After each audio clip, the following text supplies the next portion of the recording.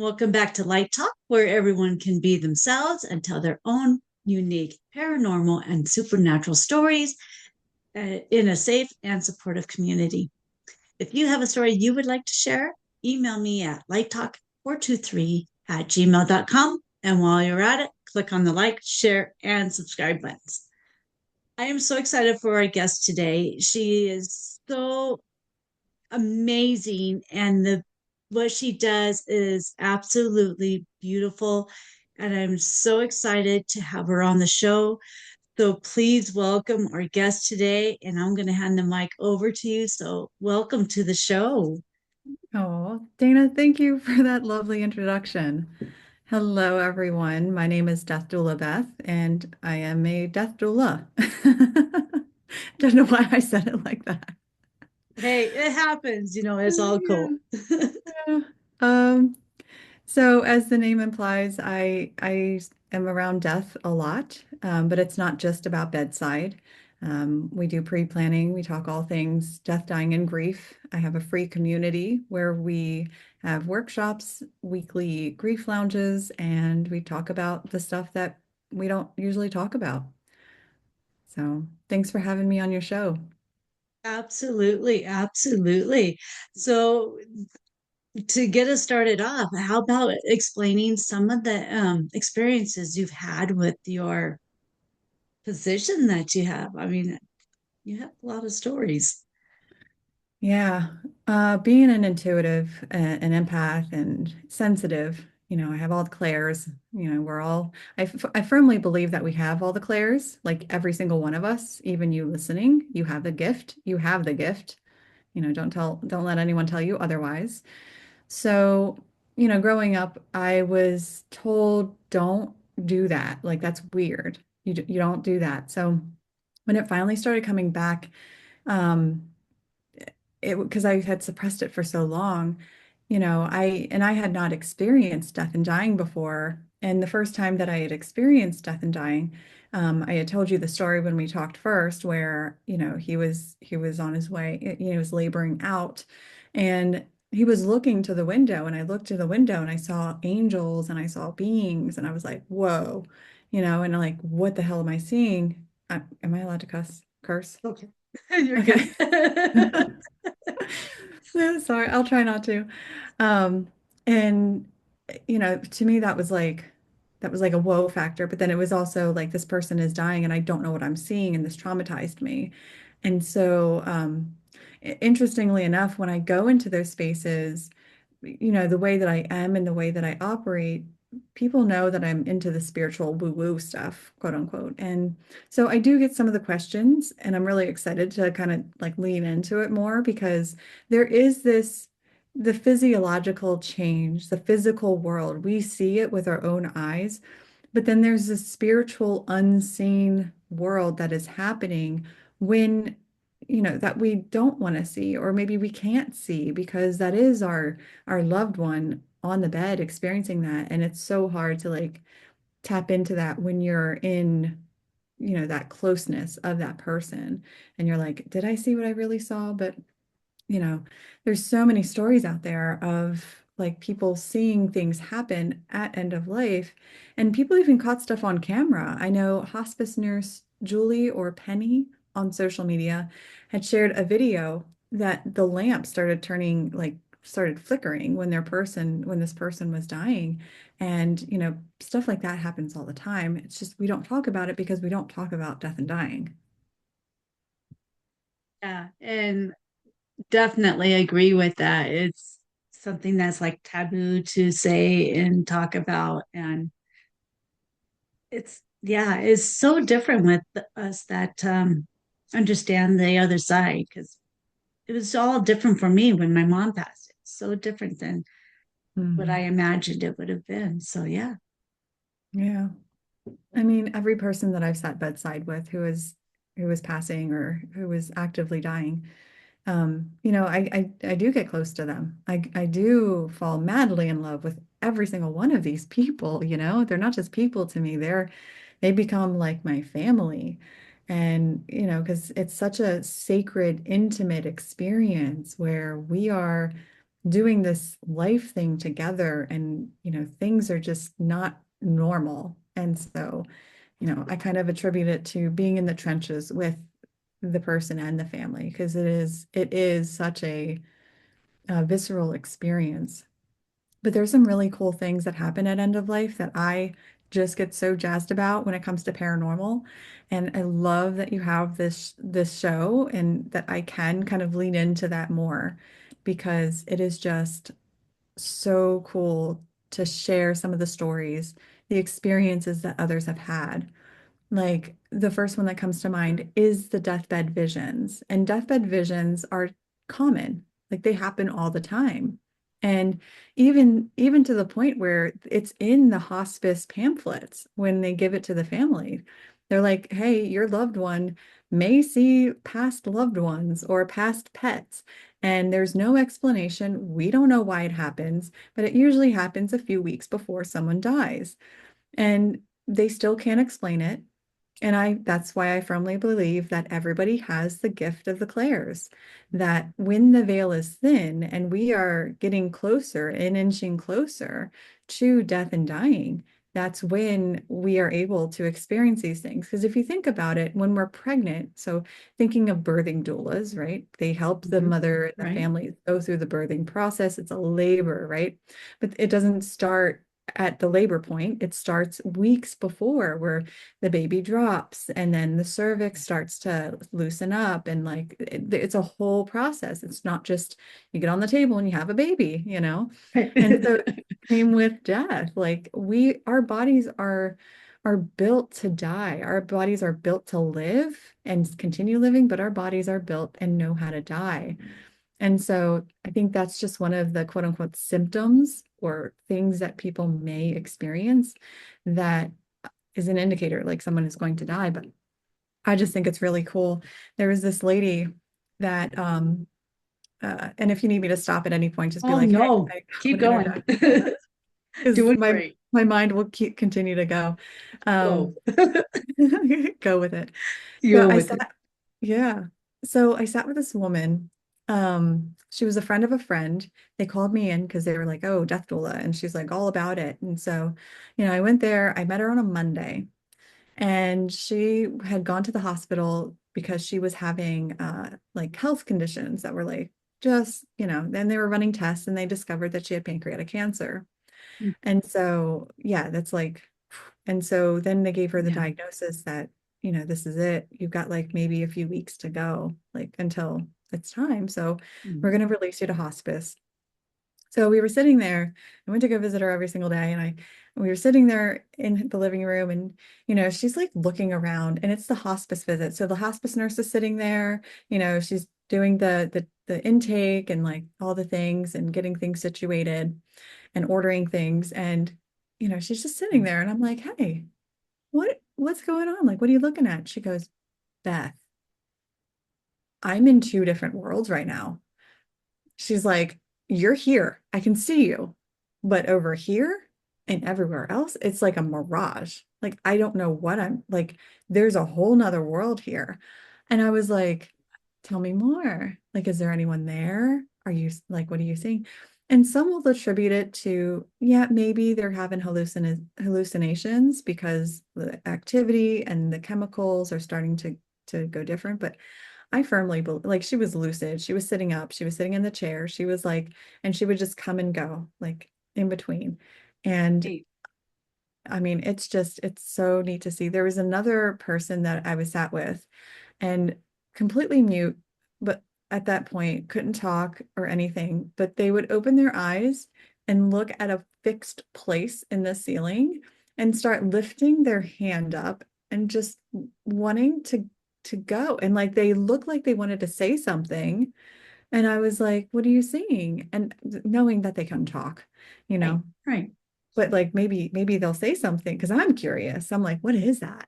Like, what are Right. you seeing? And can I see it? Right. I can see spirit, and I can, but like they didn't say it. So that one's a mystery to me that I still don't know. And it's just so fascinating to me, these deathbed visions, because and I can go on. Like there's Keep going. We have an hour. Keep going. keep going, keep going. Um, and then there was another person. I'm not going to say any names because I want to keep them Definitely private. no. Yeah. So there was another person that I sat with, and they were just looking like going back and forth. And sometimes it's not someone that you necessarily see, like no per se, but like Mhm. there's just something there. So this gentleman was like looking back and forth and going back and forth. And I go, what are you looking at, sir? And like his, you know, his wife was there and his, you know, daughter, and like they were like, what are you looking at? And he was Right. like, oh, it's the workers. They're taking care of all the bees in the house. And I was like, oh, do we need to get out of here? And he's like, no, they're not going to hurt us. They're just helping, you know. That I feel like might be a little bit of hallucination, but he was also a contractor and he also had a lot of workers underneath him. And while we didn't get any more ants, because he went to sleep after that, you know, you're in and out of sleep. So there, the answer kind of struck me as odd until his wife was like, "Oh, he's a contractor and he has a lot of people working underneath him." And, you know, he was like, maybe it's his people that he works with that he's seeing.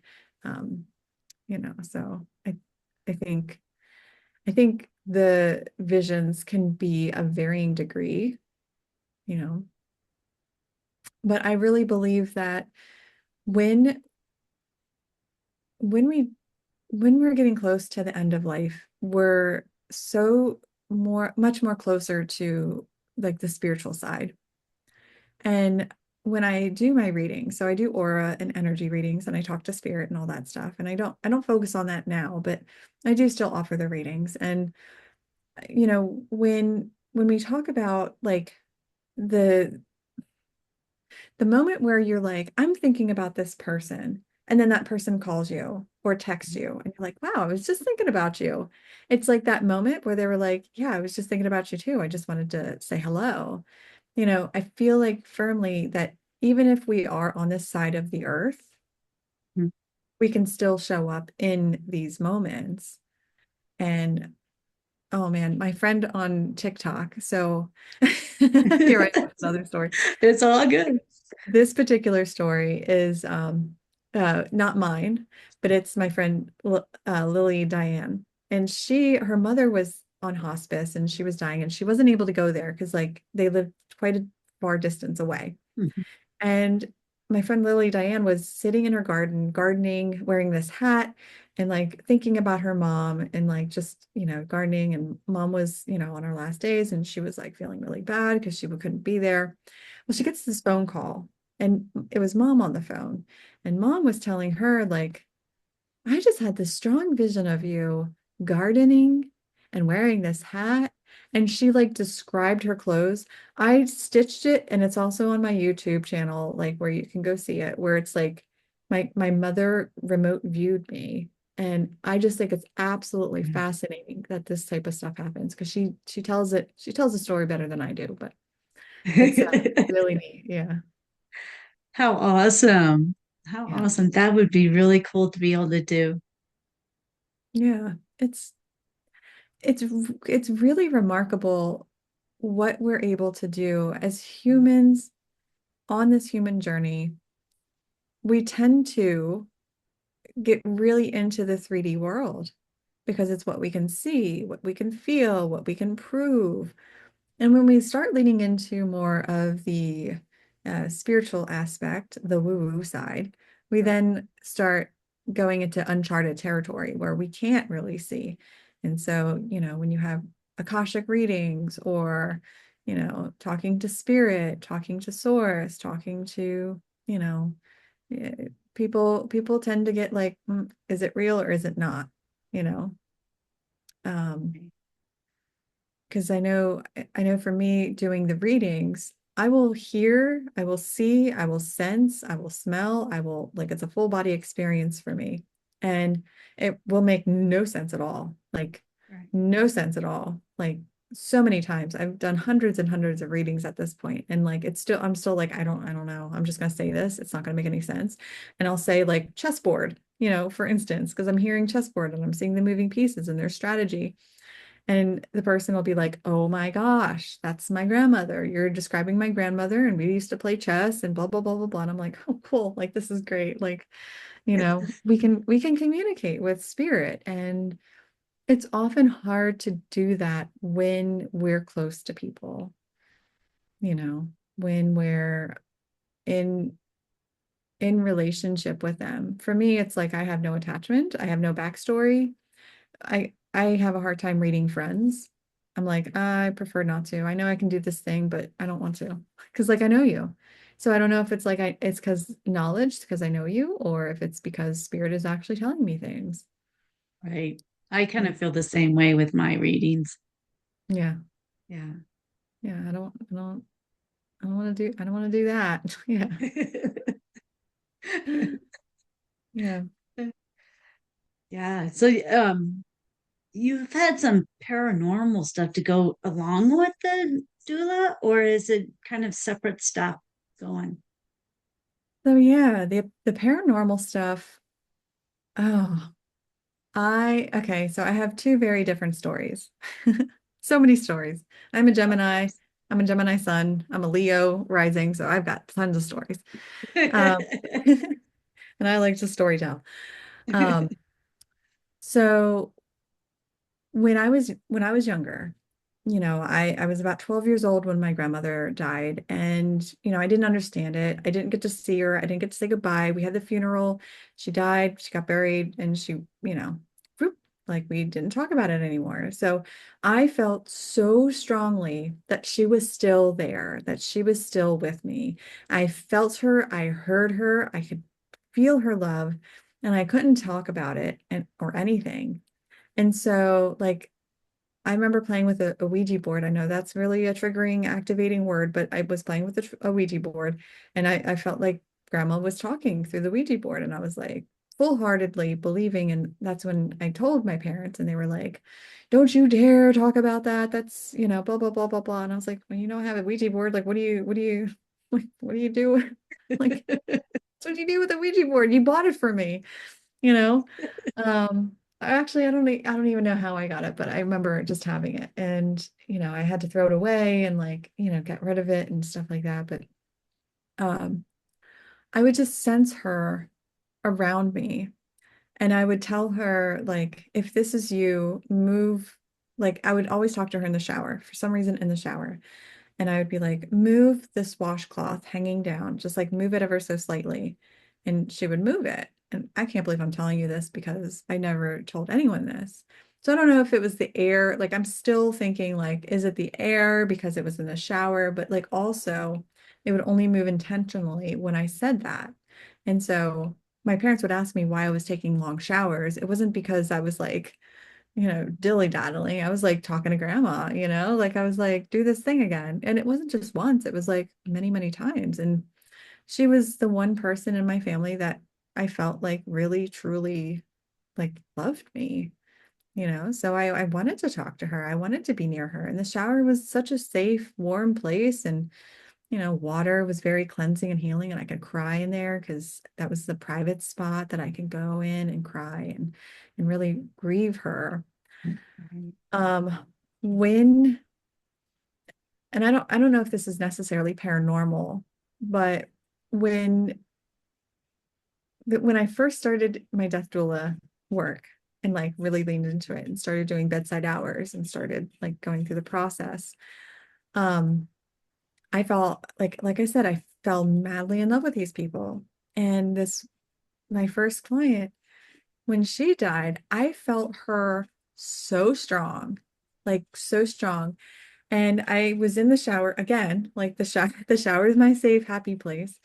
I was in the shower and I was just crying because that was the first person I lost. And I was like, oh my gosh, like 1 week. She was gone by Friday, 1 week. And like that was a different it's crazy how fast people will go on hospice. Like there's so many stories of like I met them on a Monday and then by Friday they were gone. I met this person on a Saturday and by Tuesday they were gone. Like it's just so, but you fall madly in love. So I'm this is my first one, so I'm like just feeling it, like all the gratitude. And she just comes up and she looks me in the face and she was sassy. She was so sassy and I loved her. Oh God, I just loved her. I could hear her coming down the hallway. She was just like sassy. And she was young. She was in her 50s and she was so young. And she was like, she was like, hey, you need to get your stuff together and I'm going to get my sassy and you're going to have some of it. And she reached her finger into my heart and left this like indent in my heart. And it like broke off a piece of her and like engulfed in my heart. And I was like, oh, she goes, now you have a little bit of sass in you. And she was like, Oh, I'm going to be your rep girl. Cause she would be like, you're my death doula. You're my death doula. And I'm like, oh my gosh, like, I just love you so much. And she just like, she's like, now you have a piece of me wherever you go. Bye. And then she like flew off and was in the clouds and like was doing her thing. And she was just so special to me. The second person that I was with who died, oh God, I just loved her so much. I love them all so, so much. If I could just tell you. Um, but oh gosh. So on the day that she died, a family friend had died too on the same day. So both of them had died on the same day. So that was like a big, like, oh man, that's a compound grief feeling. Like, and as a death doula, like I really need to process these feelings in order to move through it and like, alchemize it into like this place. So again, in the shower. I don't know why it's in the shower, but I'm like crying. I'm like, oh my gosh, like I'm so sad. Like these are the best people and they're gone and I'm just gonna miss them so much. And I'm just saying thank you so much for the time that I spent with you. Thank you for sharing your life with me. Thank you for being who you were. Thank you for everything, and uh so the family friend, the daughter, the mother, and then the husband died. So the daughter died first. She had cerebral palsy and she had heart complications and she had died early. But she lived a beautiful life. Absolutely beautiful life. And then mom died and she was on hospice for about a year. And I just loved her so much. Like I just loved her so much. And then her husband, who was in his 90s, like they'd lived wow. such a beautiful long life. So he had died because he was the last one standing, they said. He had died and transitioned over. And they all came to me on like my left side coming in and they were like, hey, we're here. Like, come on, Bethy. Like they would just say things like that, right? And then the hospice patient would come and she was over here and they were all both together. The first one comes in and like they're all together and it's just like a group of them. And I was like, oh, hi, you're all here. And they were like, well, yeah, now you got us for your spirit guides. Like, we're here. And we're gonna support you through this. Like you're one of us. Like we're one. And I was like, oh my gosh. So it's pretty immediate when someone transitions. I always say like when someone transitions, they're fullest form. Like whole and complete. And if we truly saw them, like if I were to describe a loved one in their truest form, you wouldn't recognize them. So they show me their personality traits of like when they were here on Earth. And so like they're showing me that in sense of like you you learn something new from each person that goes. And so what those experiences have taught me is like, to alchemize those transitions, those deaths into like, what did I learn from their life? What did I learn from their, um, I don't know if I'm making any sense. I feel like I was just going like Oh, this way, that way. the other No, way. I mean, each one is going to have a different personality. It's all going to be different because we're all different. I mean, so we're never going to experience the same thing exactly the same. So, yeah, it's all Yeah. great.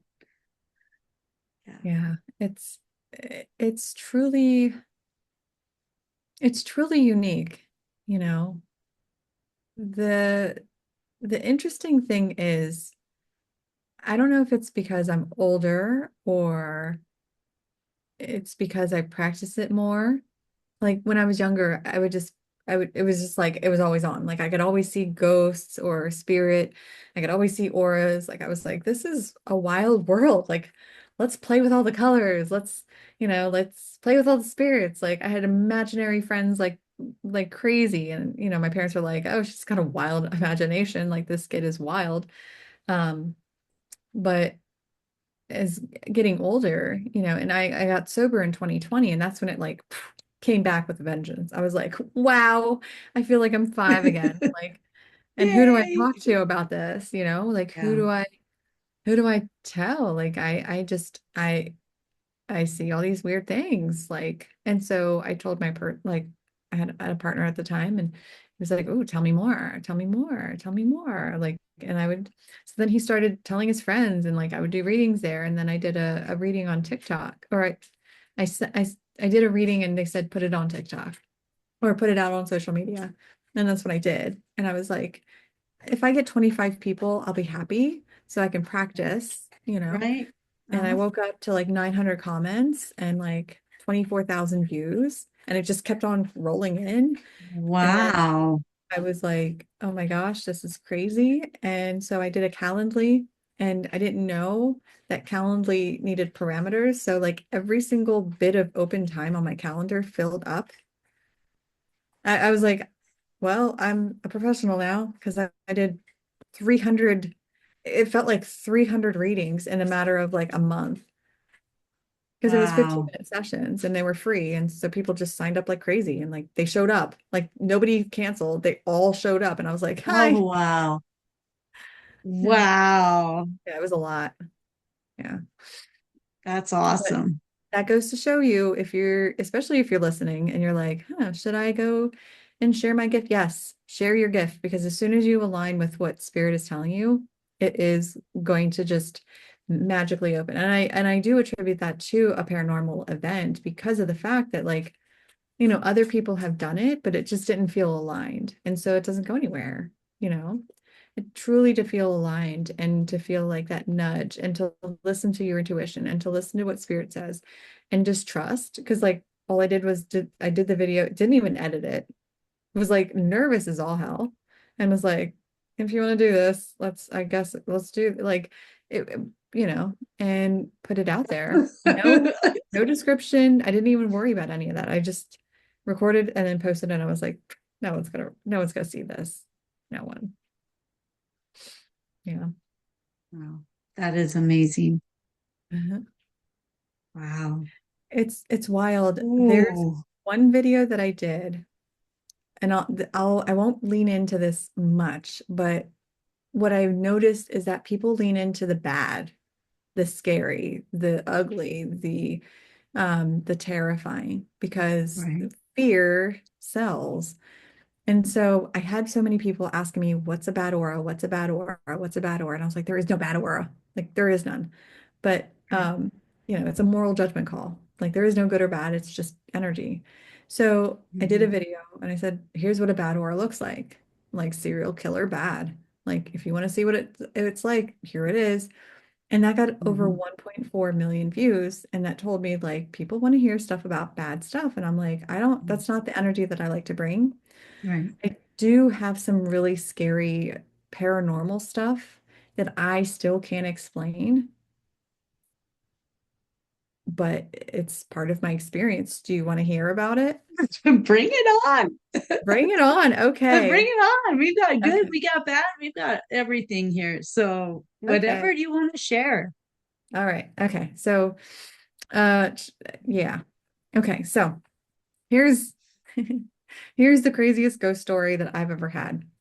So in college. I had a boyfriend who then turned husband, but we were just dating at the time. So, um, we were at our, uh, what's the appropriate word for this? Our garden place house.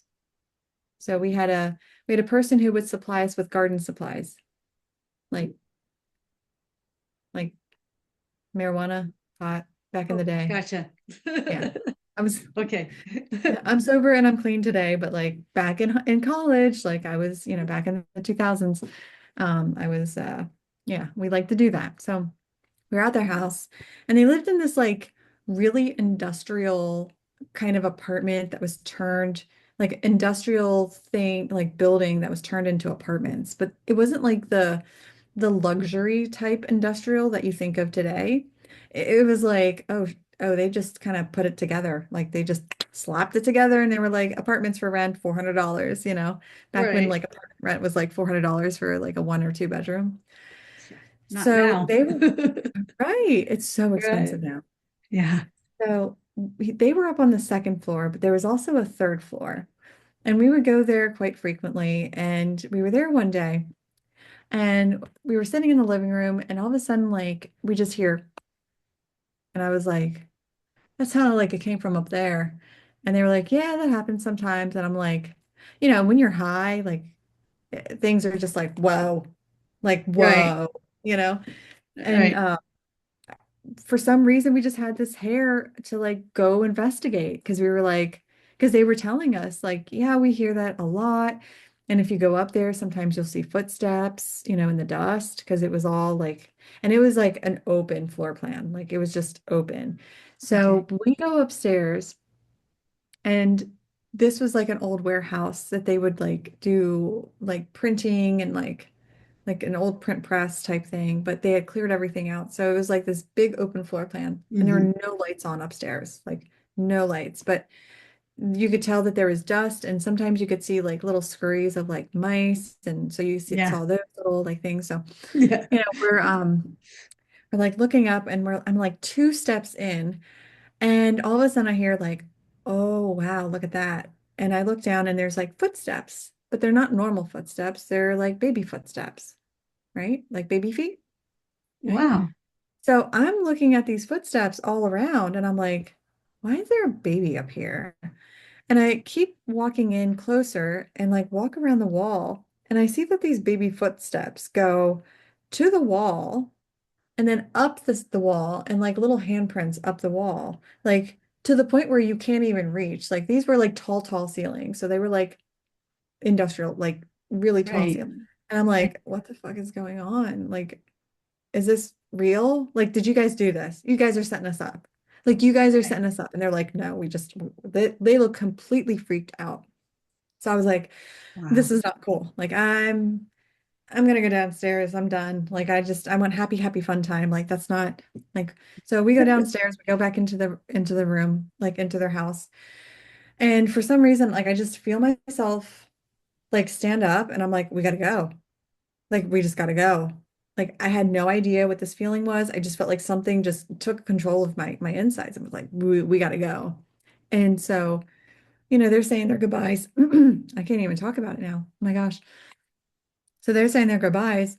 I walked to the door and I'm like, I don't even know. Like I kind of felt myself moving, but I kind of didn't. And then I saw my vision start to go like into like tunnel vision. And then all of a sudden, like the doors open and I feel myself get slammed to the wall and then fall down to the side. And I'm like looking through tunnel vision at the stairs going down and I see footsteps go down. Like I just saw people go down and I'm like, and then I get up and I'm like, what the fuck was that? What Right. just happened? And I was like, I don't Yeah. like that. I don't like that at all. Like sage myself and like, and then we ran out Wow. of there. It never happened again. And to this day, I still don't know what happened. And that is not an April Fool's joke Wow. because today is April Fool's Day. Yeah, Not an that's April right. Fool's joke. It has stuck with me since. Wow. Now, with that, I also want to say that I was completely like my guard was down. I was open to everything. I was so receptive. I was not taking good care of myself either.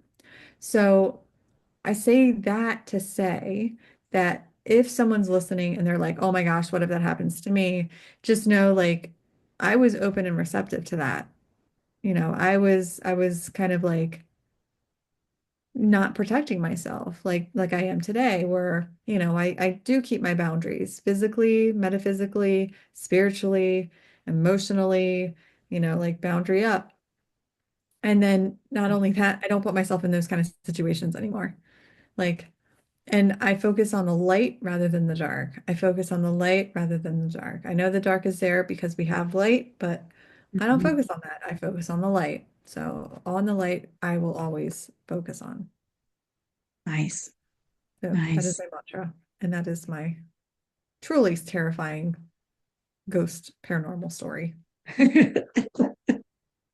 So, how did that feel? I mean, I know you kind of explained the feeling of when you were jolted over to the wall and you went down. I mean, what kind of feeling was that to you? Like I mean, I how could did that really feel? I couldn't feel physical sensations. And when I say I wasn't taking good care of myself, like I wasn't taking good care of myself. I was doing party drugs like ecstasy, so I don't know if that had something to do with it as well. And I hadn't eaten that day.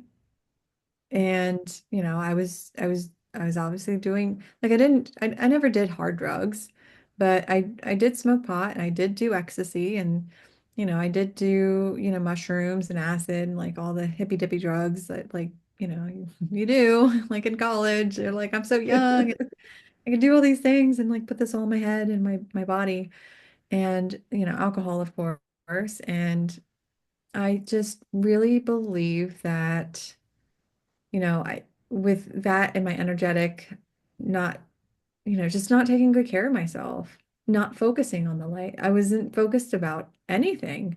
I failed out of college. I didn't complete college. That wasn't in the books for me. I wasn't that. So I didn't feel anything when I got slammed against the wall, when I fell to the ground. I didn't feel my head hit. I wasn't bleeding or I wasn't injured or anything. I could hear and I could feel myself move, but I didn't feel anything.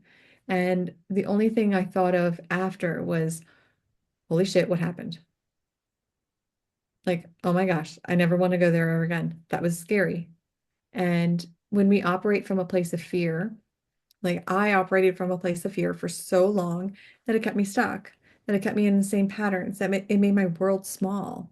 And, it took me a while. It took me 20 years to get clean and sober, like not that I was doing ecstasy as like an adult, like with kids or whatever, but like, it just does something to my system. So for me, taking good care of myself, feeding, drinking, nourishing my body, drinking water, Yeah, it's um, good.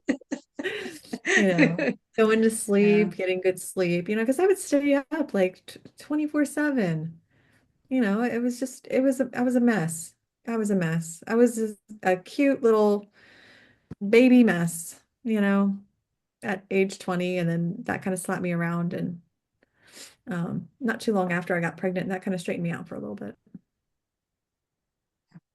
Yeah. Yeah. I was just kind of curious because I had a experience recently that I was slammed back into my body and I don't remember anything either except for trying to focus on how to say a word.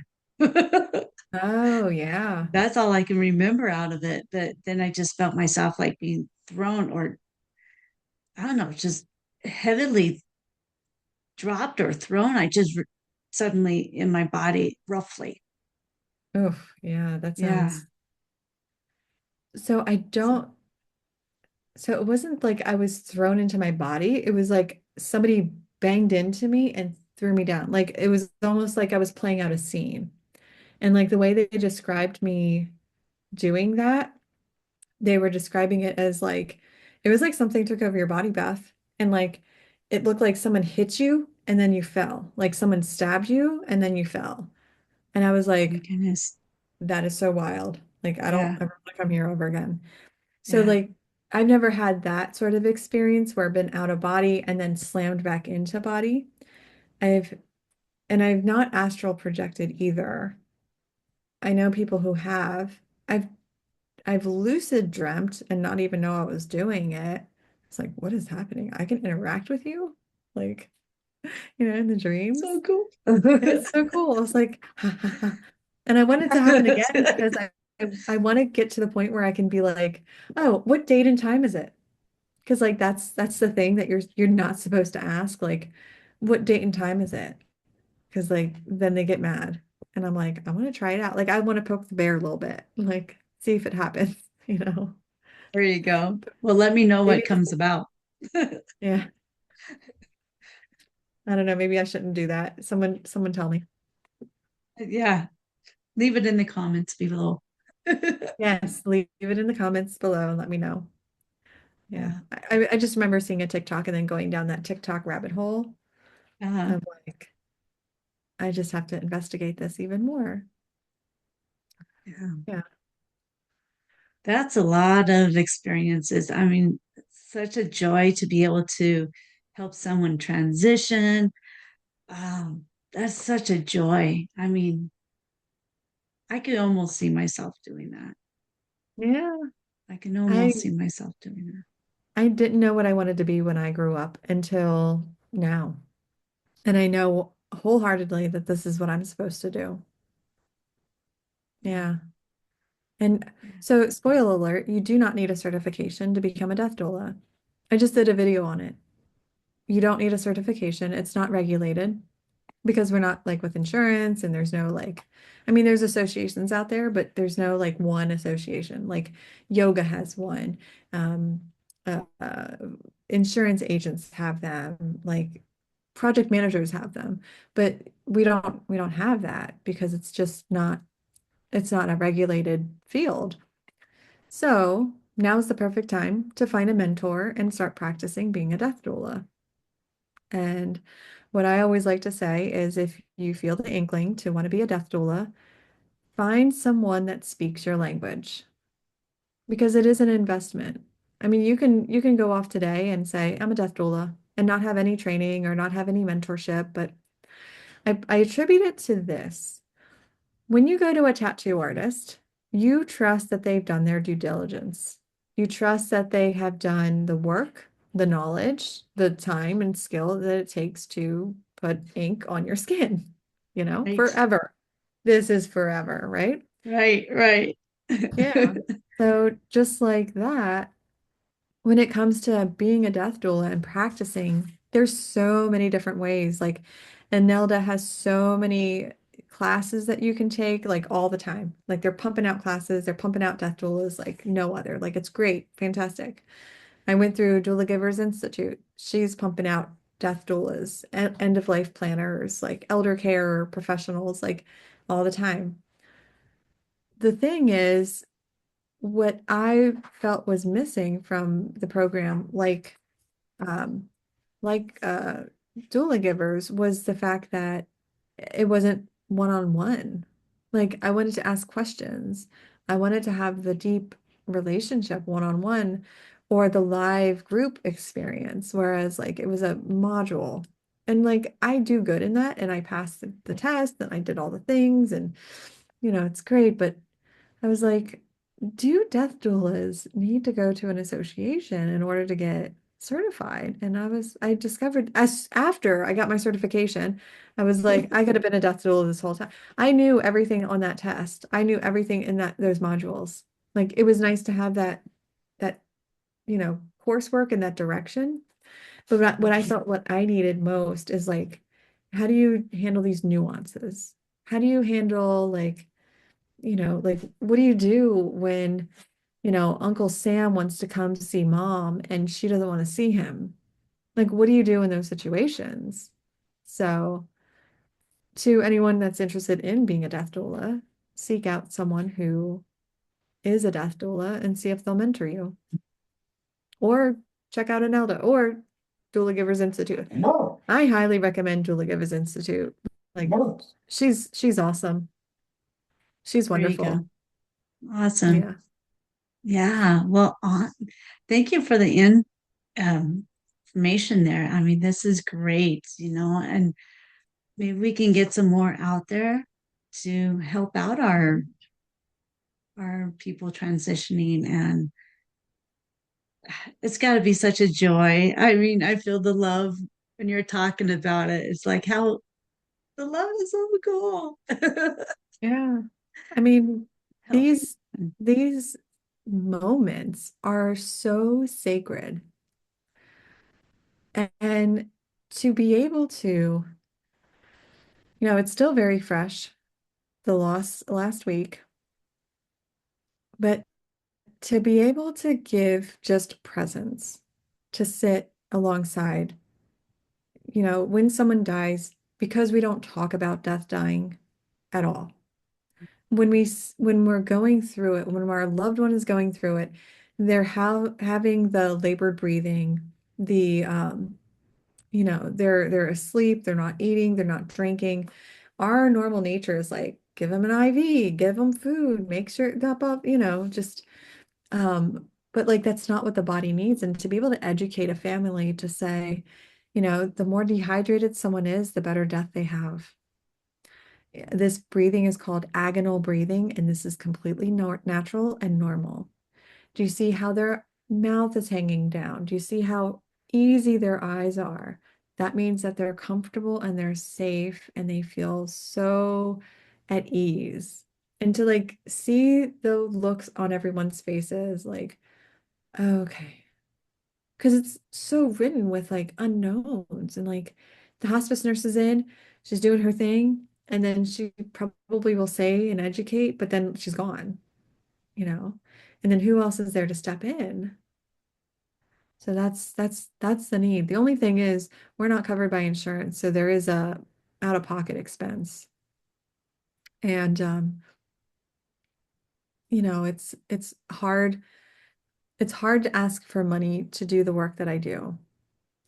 It's also hard to live and pay the rent by not asking for the money, you know?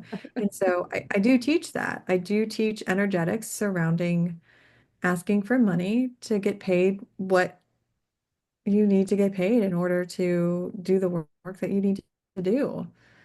This is not you would pay a therapist, Right. you'd pay a doctor, you would pay you pay an energy reader to read your energy, you Right. know? A card reader. Yeah. Yeah. Yeah. So why not? Why not? Yeah. Yeah. I mean, yeah, you have to make a living too. And yeah, Yeah. that is a tough one. That is kind of tough for me too, trying to get all that moving. It's Yeah. the learnings that we have, our steps and to take. And It is a big, big, big thing. And most of my intuitives, most of the wellness professionals, we have trouble asking for money because it's an exchange, you know. I worked with a business coach recently, and I'll put it like this because this is when I had the aha moment where I was like, oh, I really need to charge exactly what I'm worth because I had the same problem with when I did aura readings and energy readings. I was like, oh, they're free for 15 minutes. And then I got burnt out. And then I was like, okay, they're $15 for 15 minutes. And then I was like, $1 a minute, like that's great. And then I got burnt out. And then I got to like, I don't know, it was like $22 for half an hour. And I was like, I was pushed to raise my rate and I didn't know where the medium point was. And someone was like $77 for half an hour and 123 for an hour. And I was like, oh. So I leaned into that and those are my rates today, you know? And then I worked with this business coach about my death doula work. And I was like, I need help because like I'm running and running and running and I'm not charging enough and I'm getting burnt out. And like this type of work, I can't do that, yeah. you know. And I offer so much, like with the end of life planning and with the elder care and, just speaking in general and just Mhm. educating in general. Like I have, we as death doulas have a lot. And so, what I've understood and what I've come to understand, especially those of us in this energetic space, is we are afraid to ask for exactly what we're worth. And so I I have made the identification of, do you trust a reader if they charge $20 an hour, or would you trust a reader that was at $444 an hour for a reading? I would more likely lean in to say, like, the 444 knows the stuff. I'll probably get a lot of value. I'll probably like understand. The $20, I'll do it, but I'm like, oh, it's no big deal. Like I'd be more lucid with it, more like carefree, more like, yeah, just like I'm reading the Sunday paper in my horoscope and I'm like, oh, that's nice. Okay. Whereas with the 444 experience, I'd be like, oh, okay. And leading into more, she probably has more knowledge, some more power. And so when I lean into that, and when I teach students to lean into that, you have all this knowledge, you know more now than the general population. You're more comfortable with this topic than the general population. So right now you are the expert. And so leaning into that energy, like, what does $1,500 as far as a package goes? How does that land? Would you trust someone if they did it for $400? Like, no, you have to pay the bills. You're giving your energy to this, you know, to the system. Like, we sell ourselves short so much. And I know that the world is like we're in a recession. Oh my gosh, the eggs are so expensive. Like the Yeah. marketing out there is like, oh no, fear, Uh-huh. fear, fear. Again, we look to the light. And people are spending tons of money. Every single day at Disney World, it's packed. It's packed. And you're telling me that those people with all that money, taking their kids, Disney adults, where it's like hundreds of dollars for a ticket, for one ticket for one day. And you're telling me that there is no money for you. The value that death doulas bring, the value that wellness professionals bring, the value that empaths bring to the world, you also are of that value. And so once we embody that energy, once we're in that feeling of yes, we command respect, and then it just attracts. We attract that because we live that and because we honor that. If we're only like, I can only take $20, that's all that we're going to attract. We're going to be in a place of lack all the time. So that is a module that I do with my VIPers, with my you know, like with my people when I teach them, Yeah. like, this is how you become a death doula. I can teach you the basics. You'll just get the basic, education, or you can go deeper with like the marketing and the energetics behind it, because you really have to embody, like, I am worth this money. Like, I don't let Yeah. any death doulas out into the wild for like just free, unless that's what you want, unless you're like retired and you're like, I just want to do this out of the goodness of my heart, and I'm independently wealthy and I don't need the money, I just want to help and I need to know the tools in order to help. Then I'm like, go on, girl, like, go on, Yeah. girl, guy, they, them, whoever you are. But Yeah. for the most of us, like, we're looking for heart-centered work, work that matters, work that is meaningful. And when we're not aligned in that, I mean, it just feels, ugh, like, it just feels. And so then we're grasping at straws, and baby, you're a star. You ain't a star. You ain't a piece of straw. Like, so it's a little bit of business coaching Yeah. too. And I blame my business coach, Yogi Brian. Yeah. Yogi Brian on Instagram, TikTok, and all the places. He is freaking hella awesome. He I'll have curses to and he, check him out. yeah. And Yeah, tell him I definitely. sent you. Yeah, all right. Yeah, tell him I sent you.